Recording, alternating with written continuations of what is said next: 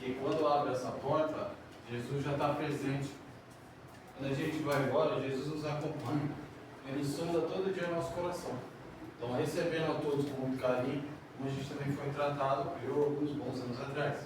Então, eu desejo para vocês que hoje, vocês estejam em melhores condições hoje, sendo fortalecidos para vencerem as dificuldades, que são lições e aprendizado para o dia de amanhã.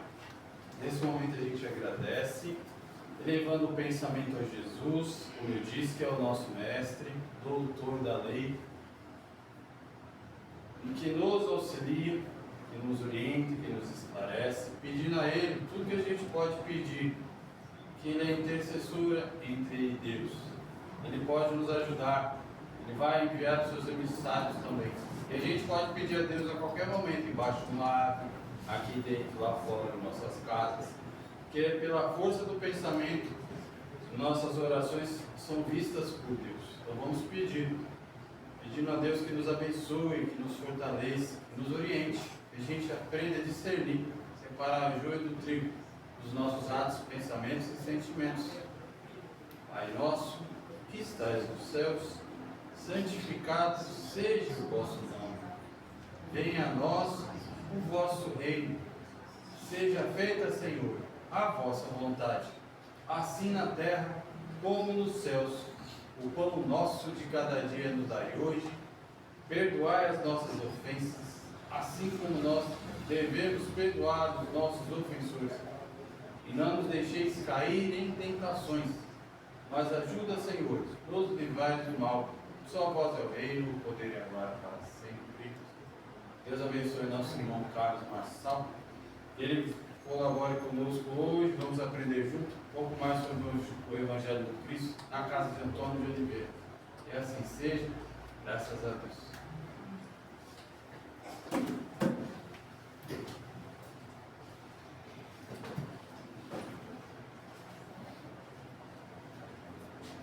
Salve, 5 para 9. Ele vai ser. Seus microfones para a gente, por gentileza. Boa noite a todos. Com grande alegria que reunimos nesta casa, em nome de Jesus, para estudar mais um capítulo do seu Evangelho. Hoje, a lição do capítulo número 11, amar o seu próximo como a si mesmo. Antes da gente começar, eu gostaria de pedir a todos que, porventura, desligassem os celulares, se for inevitável, deixando vibra, para que não incomode o companheiro, coisas assim. Amar o seu próximo como a si mesmo é uma lei áurea de Jesus, ou seja, a sua missão maior foi exatamente nos ensinar a amar. Porque à sua época, a gente vivia numa época de escuridão em se tratando de sentimentos. Era cada um por si, sobrevive o mais forte. Vivia-se numa época de escravidão. Então, aquele povo hebreu já havia sido escravizado no Egito. Deus interferiu através de Moisés, um gesto de amor de Deus para com a sua criação. Liberta o meu povo que sofre. E Moisés, então, libertou o povo hebreu do jugo dos egípcios, levou para Canaã, a cidade prometida por Deus, e eles lá desobedeceram a Deus. Eles não permaneceram na cidade de Canaã como era previsto, prometido por Deus. E eles migram então para Roma, e aí se tornam escravos de novo.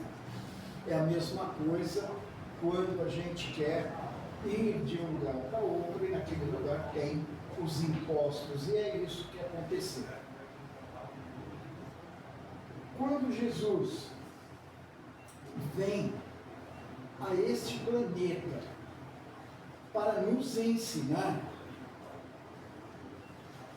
nós não compreendemos as lições que ele nos deixou.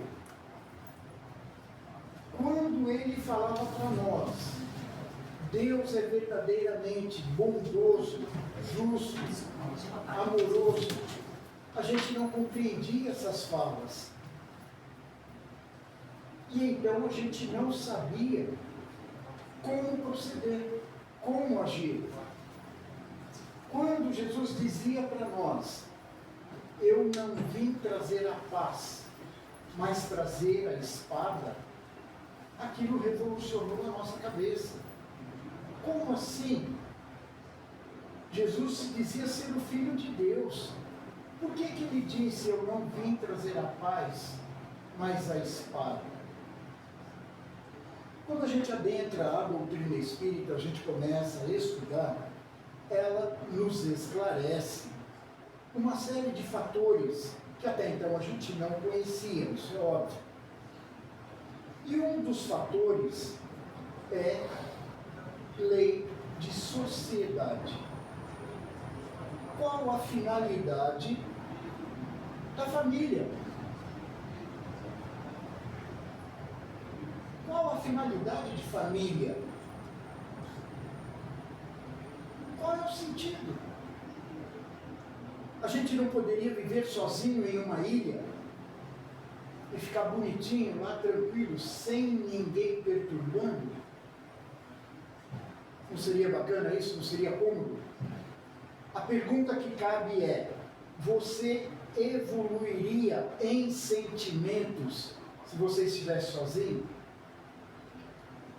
Qual é o propósito, então, de uma vida em sociedade? Uma família.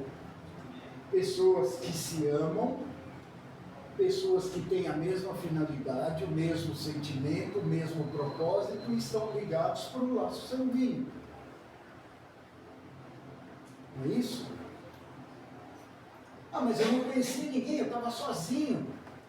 Vejam que começou uma afinidade exatamente no momento em que você conheceu alguém e o seu sentimento falou mais alto, o seu sentimento falou mais alto e você dividiu os seus sentimentos com uma outra pessoa. Essa troca de sentimentos te fez ver em um alguém um igual. E aí a gente começa a descobrir fatores comuns. A gente gosta das mesmas coisas. A gente gosta das mesmas coisas. E então, nesse momento, esses dois seres resolvem se unir. Existe um elo mais forte, amor.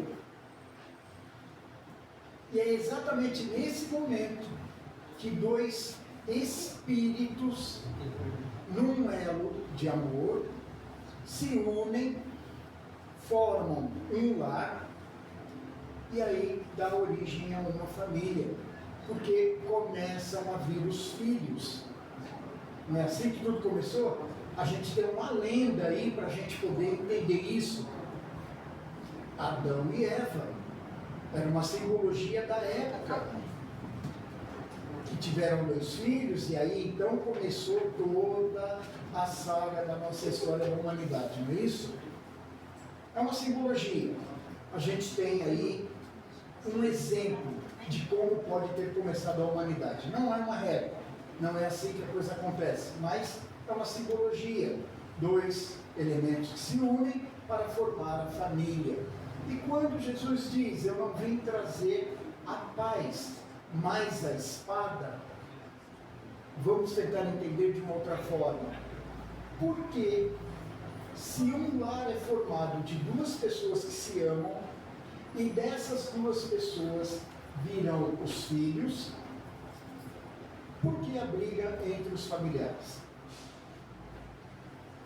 Por que os familiares brigam? Se desentendem? Não começou lá num ponto, num elo de amor? O que aconteceu que esse amor acabou?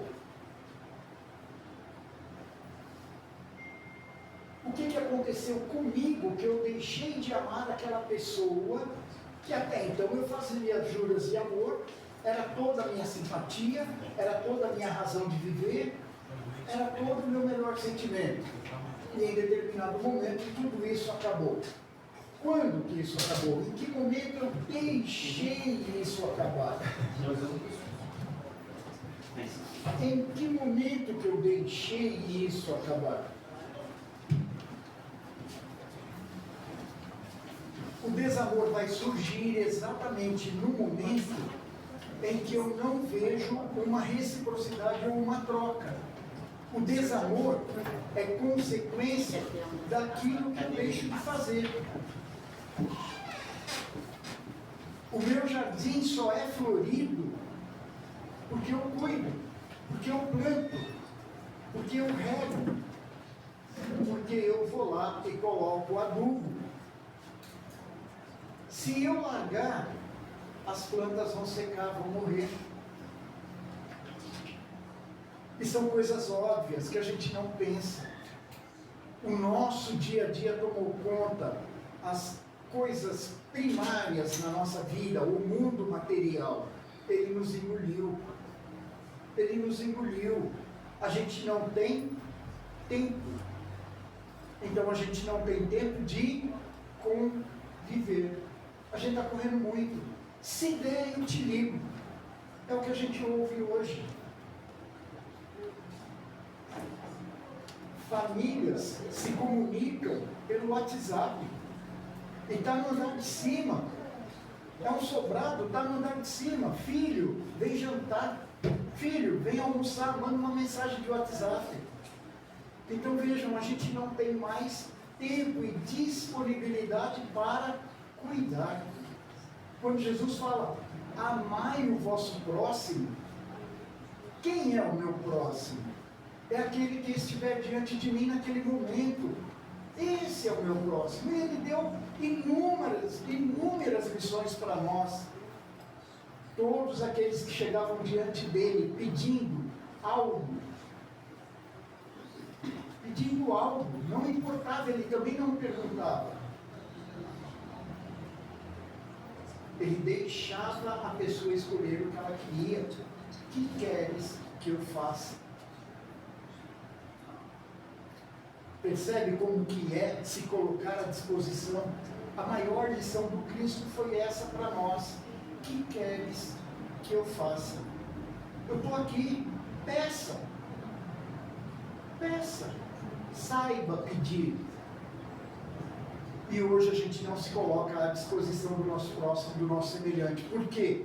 Vai abusar, com certeza, e eu vou fazer papel de bolo. Então eu tenho medo. O meu medo fala mais alto. O meu medo fala mais alto. Meu coração se fechou. Meu sentimento pelo meu semelhante se esgotou. Cansei de ser bobo. Cansei de fazer pelos outros e não receber nada em troca. Olha o que você está pondo no ar, olha o que você está falando. Você também não deu amor. Você deu alguma coisa e esperava algo em troca. Isso não é amor, isso é troca, é um câmbio. Te faço algo se você me fizer algo.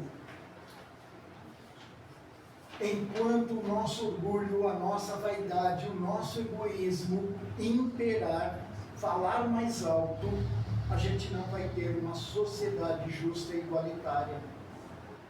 Eu não vou permitir, porque eu não vou praticar. A filosofia diz que para se ter um mundo melhor, você precisa modificar suas ações. Resumindo, nós somos as ações para ter o resultado no mundo que a gente quer ver. Começa em mim.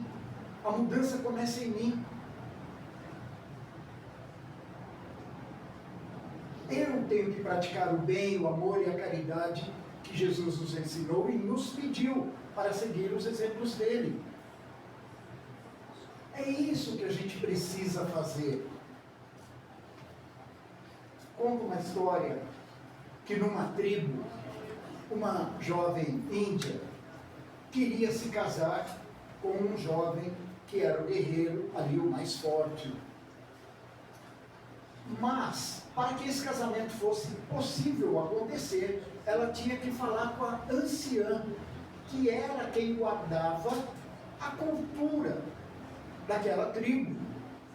Então tudo tinha que passar pela aprovação dela.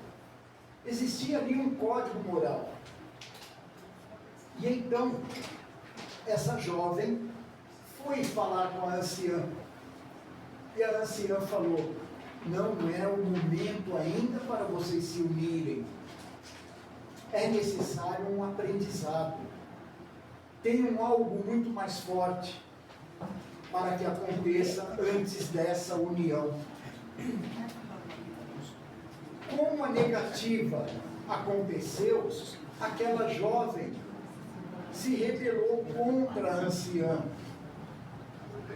E ela foi até o pajé, até o curandeiro da tribo, e explicou para ele: olha, eu queria me casar lá com um guerreiro, lá com um soldado, e a anciã não me permitiu. Então eu queria que o senhor fizesse um veneno, para que eu pudesse dar o veneno para ela, ela morrendo, aí eu poderia casar com ele. Tem certeza do que você está me pedindo? Tenho, porque é tudo que eu quero. Ok, então, eu vou fazer. Mas lembre-se, se você for lá todos os dias e der o veneno a ela, as pessoas da tribo vão perceber. E você vai ser condenado e vão te matar com certeza. Então como é que eu posso fazer? Então vamos fazer o seguinte: você vai levar esse veneninho aqui, você vai tomar um chá com ela. E quando vocês estiverem tomando chá, conversando ali, batendo papo, você põe as gotinhas. E com o tempo, o veneno vai fazer efeito e ela vai morrer com certeza. Combinado? Combinado. E assim ela fez. Às tardes, ela ia lá na cabana da anciã, preparava um chá, preparava ali um bolinho, alguma coisa, sentava, conversava com a anciã, tomavam aquele chá, o da anciã com veneno, e ela ia para casa feliz e satisfeita. Vários dias se passaram e essa jovem teve um arrependimento enorme e foi falar de novo com o pajé. Pajé, eu estou arrependida. O que foi, minha filha? O que aconteceu? É que conversando com ela, eu aprendi toda a cultura da nossa tribo, os valores morais, valores que eu nem imaginava que fossem primordiais para a gente. Ela está me preservando. Se eu não souber como é administrar um lar, uma família, uma casa, meu casamento não vai durar. As tradições que o nosso povo tem, está tudo guardado na mente dessa mulher e eu jamais posso acabar com isso. A cultura da nossa tribo vai tudo por água abaixo. Por favor, desfaça essa besteira que eu pedi. Ora, minha filha, não se preocupe. Eu já sabia que isso ia acontecer. Então eu só te dei um vidrinho com água. Não se preocupe, não te atormentes. Mas então agora, valorize esse sentimento que você despertou por ela. Preserve isso. Chegado o dia, novamente ela pediu para se casar com o jovem guerreiro. E a anciã falou assim: nós vamos fazer uma prova. Nós vamos fazer uma prova. Se vocês passarem pela prova, aí então a gente realiza esse casamento. Qual é a prova? Você vai subir na montanha mais alta e pegar uma águia viva e trazer para cá. E pediu ao guerreiro que fizesse a mesma coisa, mas ele tinha que pegar um falcão. Então, um dia pré-estabelecido para a prova, colocaram os dois animais, um amarrado no outro, dentro de um saco, e levaram em praça pública. E naquele momento, a jovem abriria o saco junto com o guerreiro. E a gente ia ver o resultado. Já dá para prever o resultado, não dá? Cada um voou para um lado. Mesmo estando amarrados, cada um voou para um lado. E eles acabaram brigando. Os dois animais, um a cada lado, não conseguindo, um atacou o outro e tentou, de uma certa forma, eliminar o outro. Então, nesse momento, a anciã mostrou aos dois que se não houvesse amor, se não houvesse um pensamento único, um ideal de construção, de conquista, de vitória, de objetivo comum, o que aconteceu com as duas aves que se repudiam. São aves de rapina, elas caçam. E aí então, cortando a corda, cada uma voou para um lado e ficou claro que naquele momento a primeira coisa a se preservar era exatamente o sentimento um pelo outro, que ainda não havia aflorado. Eu trago essa história para a gente poder entender que em determinados momentos o querer, o nosso querer, ele passa por cima de toda e qualquer situação. E às vezes ele nos deixa cego, porque é o orgulho. É o orgulho. Eu quero um carro top das galáxias, e às vezes eu sacrifico minha família. Às vezes eu sacrifico minha família, porque era o que eu queria. E o amor, e a união, e o lar. O meu orgulho, a minha vaidade, os meus interesses, o meu egoísmo falou mais alto. Em que momento nós adoecemos? O que precisa acontecer para a gente adoecer?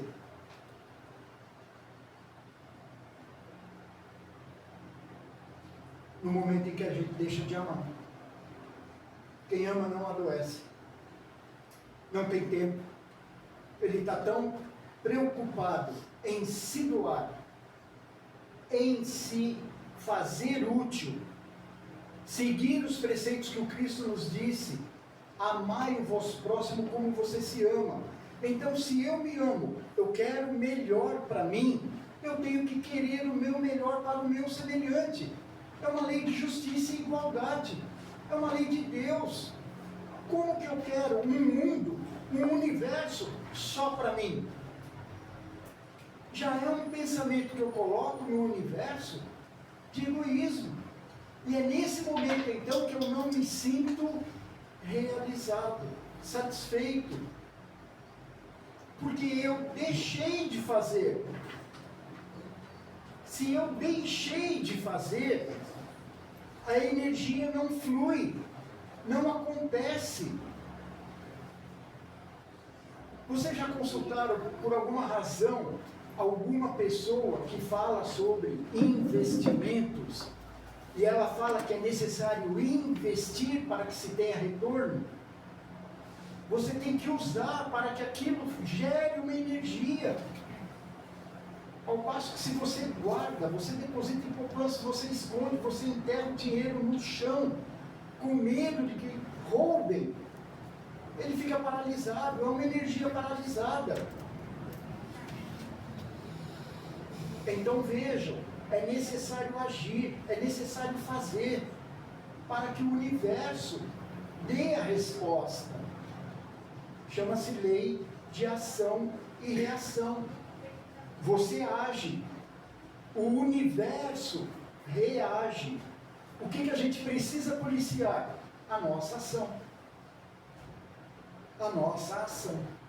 A sua ação foi benéfica, pensando no bem comum, pensando na sociedade, no meu próximo?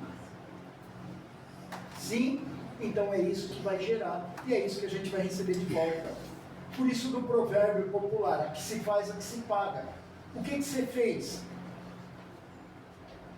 O que você fez? E a lei de Deus é implacável. Ela não permite erros. Então, a gente adoece exatamente no momento em que a gente deixou de amar o nosso próximo, o nosso semelhante, que a gente agiu de forma egoísta e o nosso sentimento vai aflorar num determinado momento, numa determinada parte do nosso corpo. E para tudo isso existe uma explicação, porque são nossos sentimentos e a gente não sabe como administrar os nossos sentimentos. O perdão, quanta raiva, quanta angústia a gente carrega, porque a gente não soube perdoar, se doar na melhor forma. Vamos entender isso? Todo mundo conhece a história de Jesus, que ele é crucificado, morreu na cruz, não é isso?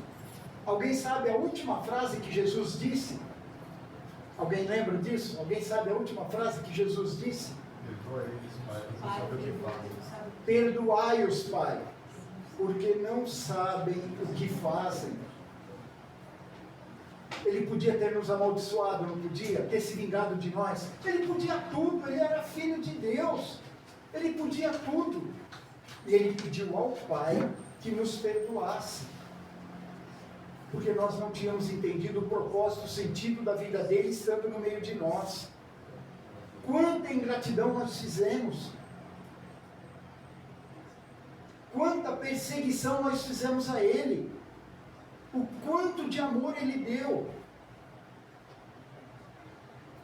Lembram-se daquela mulher adúltera que os fariseus, para testar Jesus, porque a lei dizia toda aquela mulher que fosse pega em adultério tinha que ser apedrejada até a morte.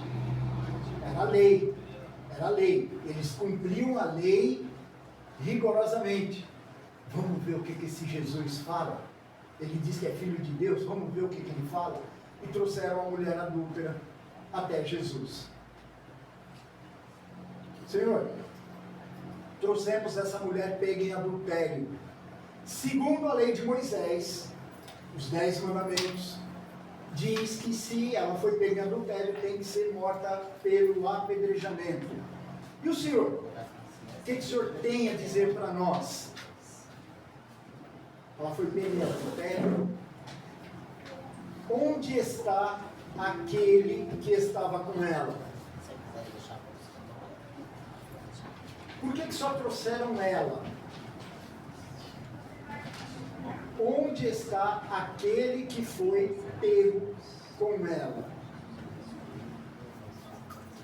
Olha a justiça divina, o amor de Jesus. Por que está condenando ela se ela não fez isso sozinha? Ela estava com alguém. Cadê esse outro alguém? Ah, mas era homem. Então a mulher tem que ser condenada e o homem... Como assim? Então, quem não tiver pecado, pegue a pedra e atire.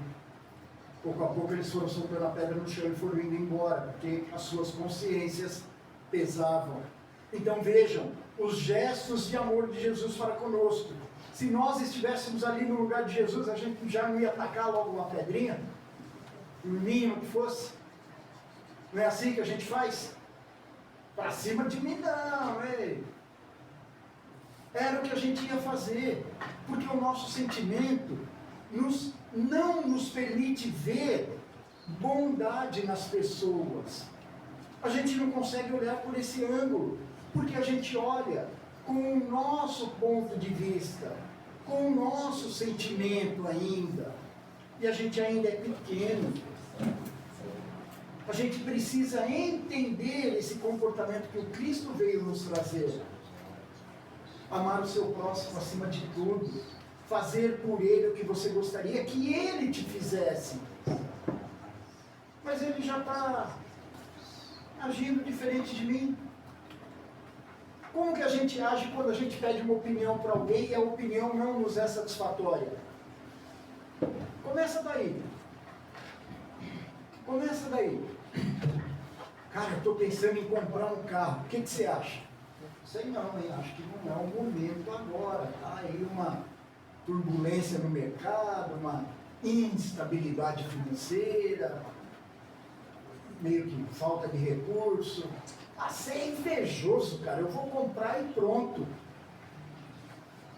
Aí você perde o emprego, aí a empresa fecha, aí você está com aqueles carnezão tudo lá na gaveta, e um inimigo porque você criou um inimigo, porque ele não concordou com você. É assim que a gente estabelece um inimigo, aqueles que não concordam conosco. Aqueles que não concordam conosco. Já dá conta. É assim que a gente age, é assim que a gente vê. E quando isso está dentro de casa, dentro do nosso lar, o desamor floresce. E é nesse momento que as picuinhas começam. A gente deixa de ver o verdadeiro amor que nos uniu. Não foi assim que o nosso lar começou? Um gesto de amor entre duas pessoas que se uniram e formaram um lar. Em que momento que isso terminou? No momento que eu permiti. No momento em que eu deixei de praticar as boas ações. Esqueci do maior mandamento de Jesus. Amar a Deus sobre todas as coisas e amar o teu próximo como você se ama. Mais ainda, pagar o mal com o bem. Se me fizeram o mal, cabe a mim entender ali uma razão, um porquê que aquilo aconteceu. Será que também eu não tive culpa? Será que também eu não tive culpa que gerou essa situação? Esfria a cabeça, analisa direitinho, pensa direitinho, e se for para o seu bem, não importa o outro, se for para o seu bem, para a tranquilidade, a paz de espírito e a consciência tranquila, peça perdão. Não importa. Não importa. Mas ele está, não importa. Você tira um peso da sua consciência, do seu coração. Ele que carrega a dor dele, o sentimento dele, aí é com ele. Mas você precisa ter a paz de espírito. Você precisa ter a sua consciência tranquila. Aí você pode dizer com todo o orgulho do mundo: aprendi com o meu erro. Aprendi com o meu erro. Eu errei, mas vi a tempo e pedi perdão. Eu corrigi. Por que a gente não discute com o patrão? A gente discute com a esposa, os filhos, o cunhado, um parente, porque a gente sabe que eles nos amam. Porque a gente sabe que eles nos amam. O patrão, pelo orgulho dele, ele não vai querer nem saber. Poxa, você vai apontar meus defeitos? É mais fácil eu te demitir. Então você tem consciência disso. Então com ele você não discute. Com ele você age na humildade. E por que quem você ama ou te ama, seria melhor colocado, porque quem te ama, você tem a liberdade de abusar. Onde fica aí o amor do próximo, o amor pelo próximo? Amar o próximo como você se ama. A gente esquece de tudo isso. Então, nessa lição de hoje do Evangelho de Jesus, amar o próximo como a si mesmo, a gente precisa entender uma lei divina chamada lei de amor, justiça e caridade. Amar o nosso próximo, ser justo para com ele e ser caridoso para com todos. Para com todos.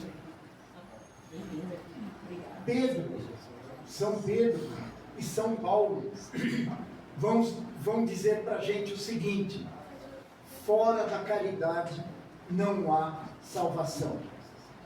Para que seus pecados sejam perdoados, é necessário que você pratique a caridade ao próximo. Perdoar para ser perdoado.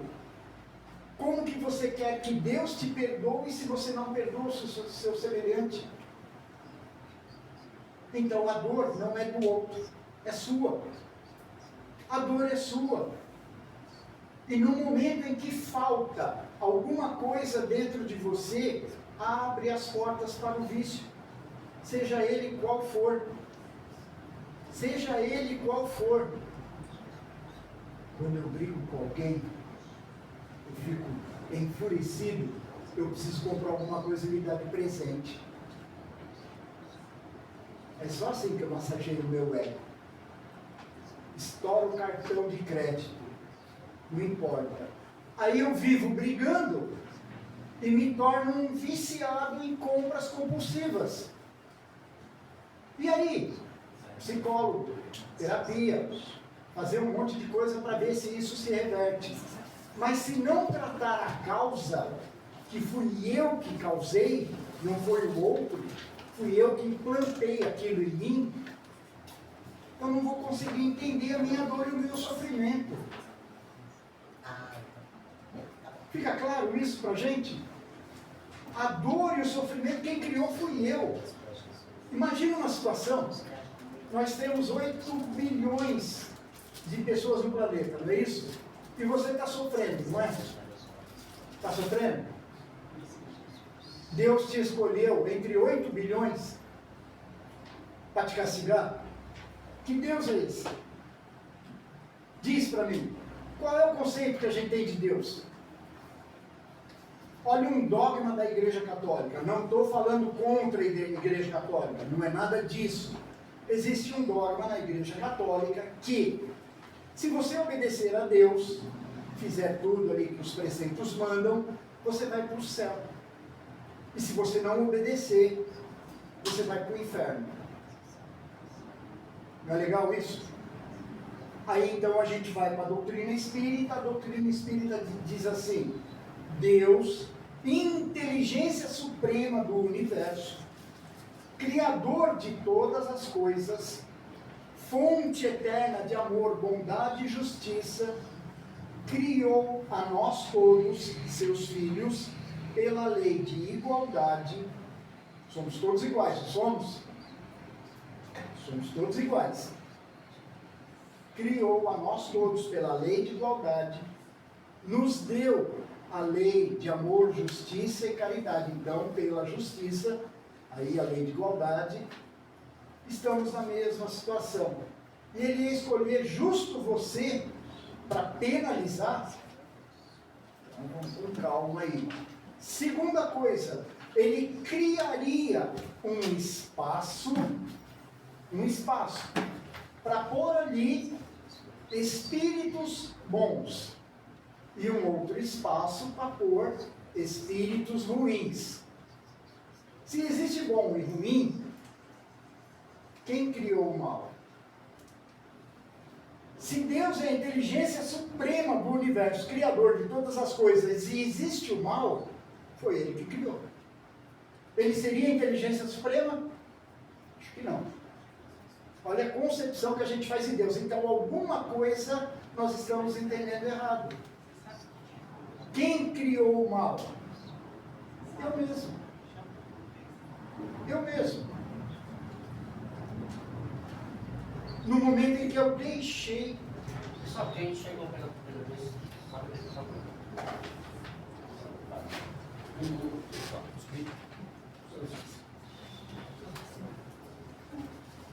Obrigado, senhor.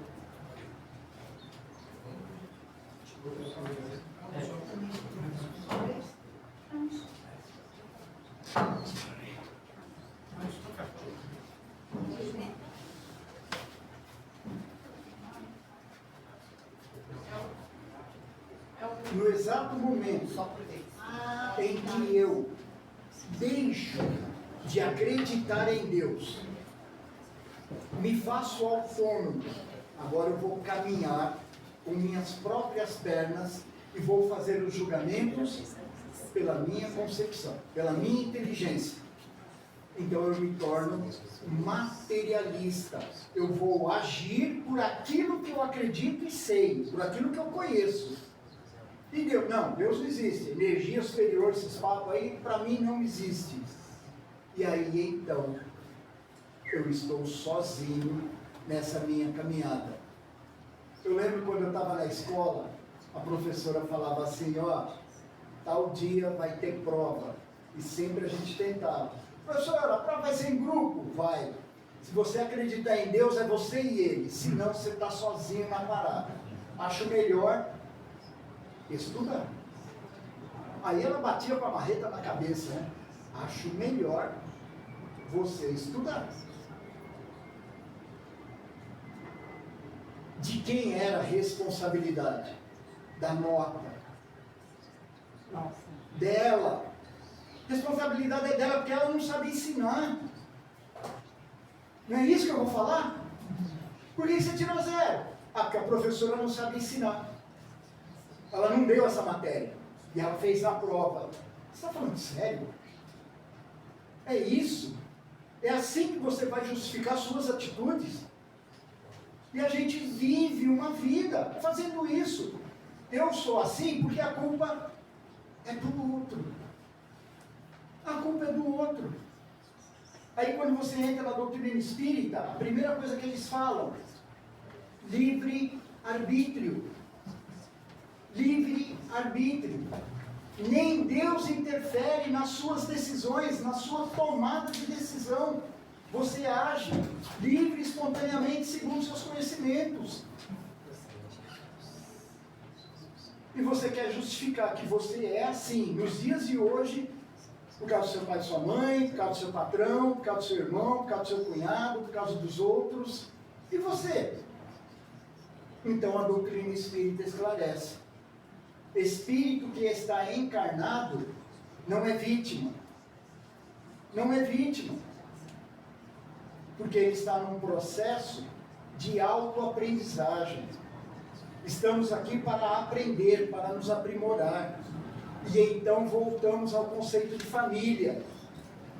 Quem mandou para mim aquele irmão chato que pega minhas roupas? Você. Você que pediu. Aquele monte de cunhado, foi você que pediu. Aquelas tia chata, foi você que pediu. Porque cada um deles vai mostrar para você o que você precisa mudar. Perdoe os dois aqui. Eu te acho muito chato. Te acho muito chata. Será que ela é chata? Eu nem conheço, eu nunca vi. Imagina se tivesse um espelho aqui. Eu estou falando para ela o que eu estou vendo em mim.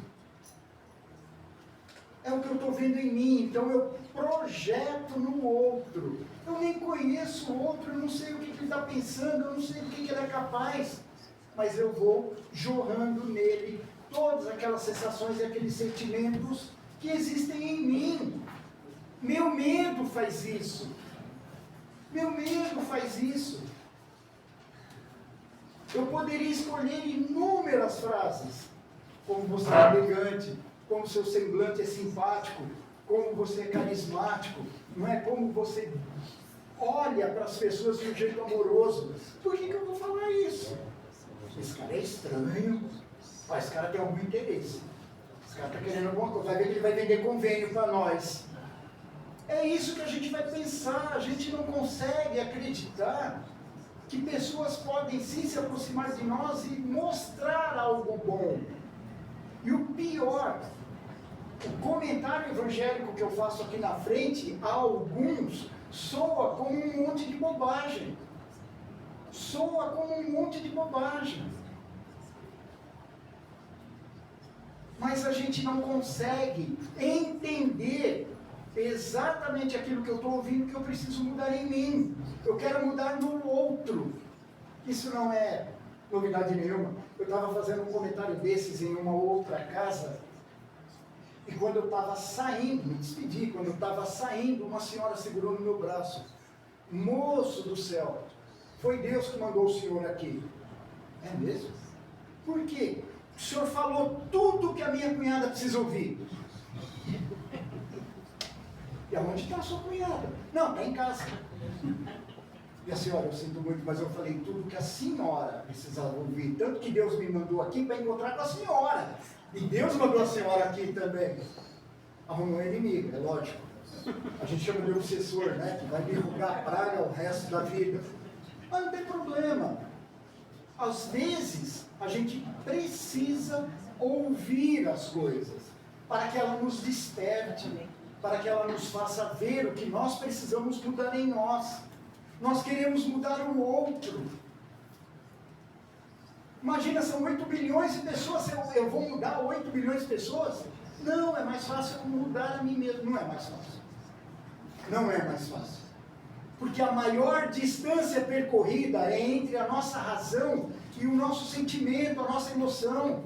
Jamais eu vou admitir que eu estou errado. Pelo meu orgulho, pela minha vaidade. Imagina, eu vou estar errado? Não. E eu brigo, insisto. Eu deixo de amar. A lição é essa. A lição é essa. Eu deixo de amar. Quer aumentar um grauzinho? Jesus disse: quando compreendestes a minha lei, amar a Deus sobre todas as coisas e amar o teu próximo como você se ama, quando você compreender isso, acrescente um grauzinho aí: amai os vossos inimigos. E Jesus, como é que o senhor quer que eu ame minha cunhada, que ela leva os Tupperware no Natal com comida e não me devolve os Tupperware? Como é que o senhor quer que eu ame uma mulher dessa? Não é assim? A gente tem motivo para odiar os outros. Vários. Se eu pedisse para vocês agora, digam uma coisa boa em relação a mim, vocês conseguiriam? Vocês conseguiriam? Digam 1000 ruins. Sai rapidinho. Isso é teste psicológico, é comprovado isso.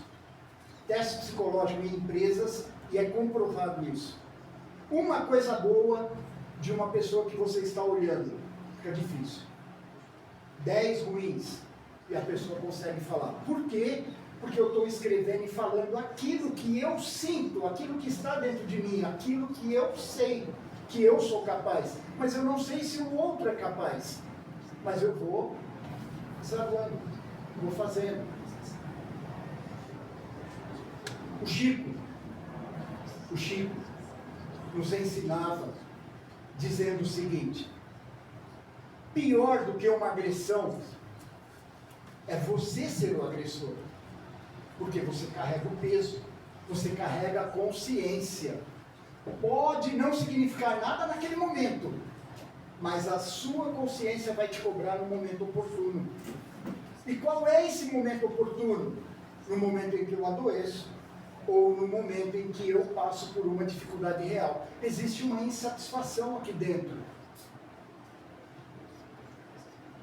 Há uma história onde um garoto discutiu com a professora, exatamente isso. A professora não sabia ensinar, o menino não tirou nota, e ele discutiu com a professora e falou uma montoeira de barbaridades para a professora. Chegando em casa, ele tinha que mostrar a prova para o pai. E o pai perguntou: filho, o que aconteceu? A professora não sabe ensinar. E aí? Falei um monte para ela. Que legal. Resolveu a sua situação? Pai, eu acho que eu resolvi. Então tá bom, filho. Tem aqui alguns pregos e um martelo. Lá fora, pega uma tábua qualquer que você achar. Bate esses pregos na tábua e depois você volta aqui. E o menino, não entendendo o porquê, assim o fez. Bateu os pregos na tábua, voltou e falou: pronto, pai. Bati os pregos tudo. Com força? Com toda a minha força, pai. Então, beleza.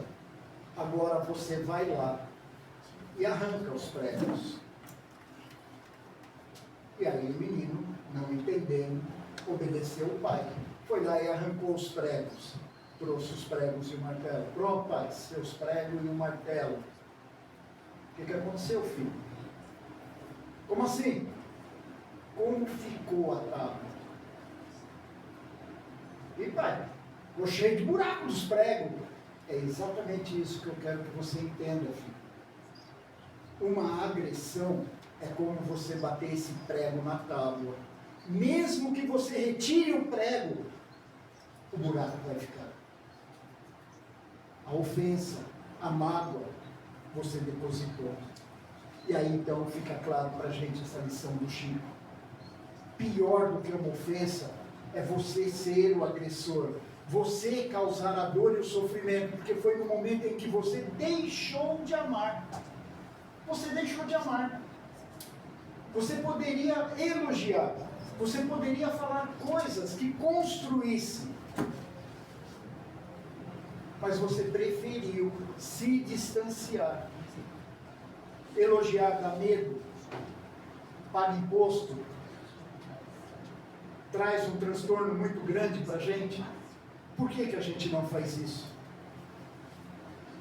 Como é com aquele meu funcionário que eu peço para ele desempenhar uma tarefa, ele desempenha, vem perto de mim todo orgulhoso e eu digo para ele assim, fez isso aí, mas podia ter feito diferente. Naquele momento era o melhor que ele podia fazer. Naquele momento era o melhor que ele podia fazer. E você jogou por água abaixo ali todo aquele empenho momentâneo. Ele estava se sentindo orgulhoso de trazer até você. Patrão, o senhor pediu, eu já fiz. E você, num momento, jogou tudo aquilo fora. A gente às vezes faz isso com os filhos. Numa outra casa, eu estava no plantão. A mãe, uma senhorinha, veio conversar com a gente. Meu senhor, preciso de ajuda. Meu filho está com 40 anos. Ele nunca trabalhou em lugar nenhum. Amigos convidam ele para trabalhar, para ficar junto, e ele não vai, não consegue, e a gente não consegue fazê-lo sentir ânimo pelo trabalho. O senhor poderia conversar com ele?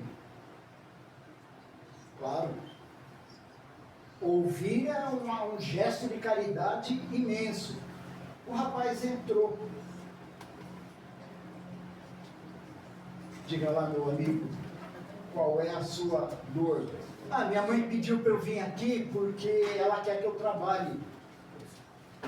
Legal. E por que você não trabalha? Porque meu pai falou que eu era vagabundo. Meu pai sempre falou que eu era vagabundo, que eu não ia dar em nada. Mas, e por que você mantém isso? Para concordar com ele. E cadê seu pai? Já morreu faz uns 20 anos. Peraí, mas será que você não está batendo um prego numa tábua, tirando o prego e deixando o buraco? Tudo bem que você foi ofendido, magoado pelo seu pai naquela época, mas a sua vida continua. A dele tomou um outro rumo, mas a sua vida continuou.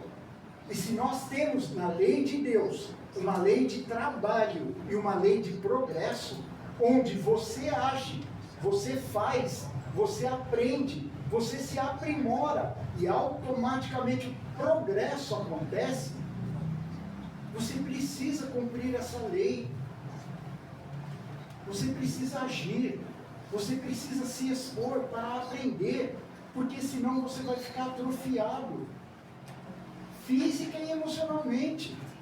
Você não vai ter conceito de moral, de vida em sociedade, porque o ambiente de trabalho já é uma expansão dessa lei de sociedade. Estamos ali juntos, meu companheiro de trabalho faz a parte dele, ganha o sustento dele, e eu faço a minha parte e ganho o meu sustento. Mas se houver necessidade, nós precisamos nos ajudar. Mas até hoje minha mãe bancou tudo, eu nunca precisei. Mas se eu te pedir, em nome de Jesus, para que você entenda essa lei, Você faria um esforço, faria um empenho? Estou pedindo sim, de boa.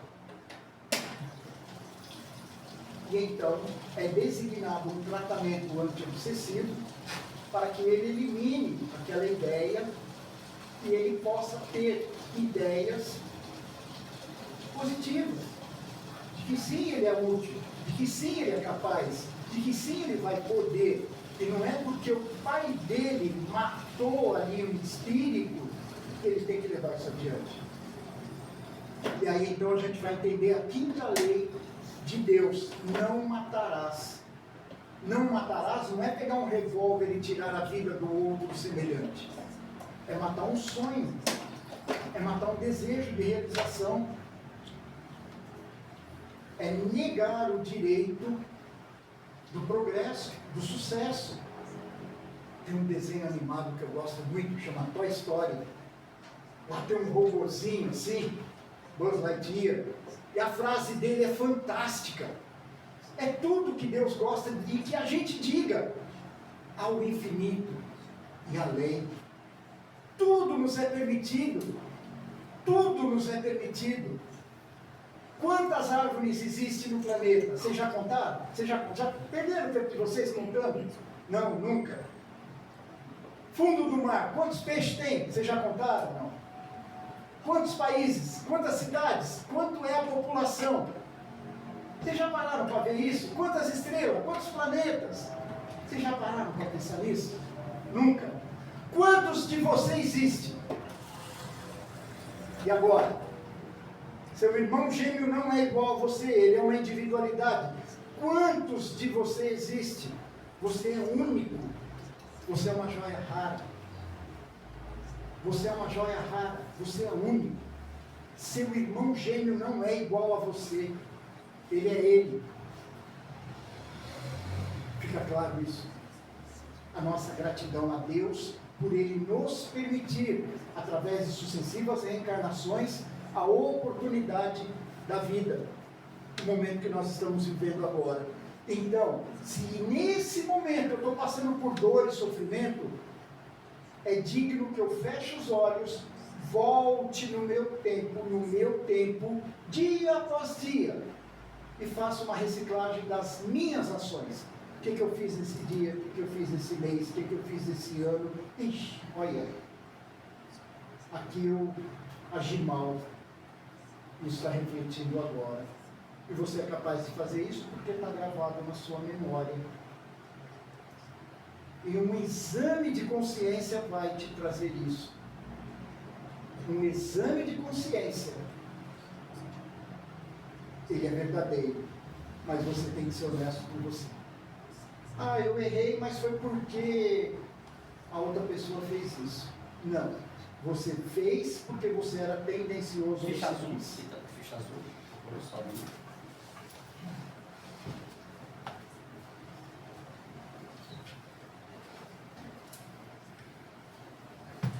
Então, nessa noite de hoje,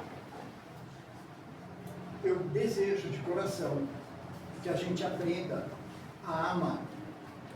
E a matemática de Jesus diz: divida seu amor com alguém para que ele se multiplique. Então, pratique o bem, o amor, a caridade e a justiça para com todos. Para com todos.